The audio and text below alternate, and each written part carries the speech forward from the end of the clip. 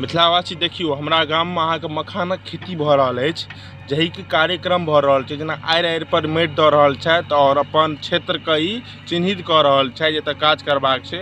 तो अहाँ सब चलू हमर ब्लॉग में बनल रहू, अहाँ सबके देखबै छी छोटका मिनी ब्लॉग में। देखियो मिथिलावासी, अहाँ के हमरा गाम में जे मखानक खेती हैत तही के लेल अहाँ के आड़ि के चिन्हित भ रहल अछि, मतलब आड़ि पर माटि द रहल छथि जे एते दूर मखान के खेती करबाक छै।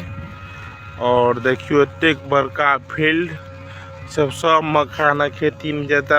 कमेंट करके बताओ कुत्ता कथी कर रहल अछि। देखियो एकरा मिर्गी चढ़ले हन।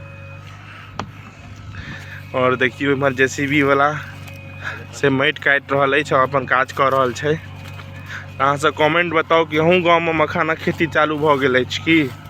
और मिथिला के धरोहर मखाने त अछि। पान माछ और मखान तीनू चीज के खेती हेबाक चाही। पान भेटते छै, माछ पोखरि में रहिते छै और मखानक खेती चालुए अछि।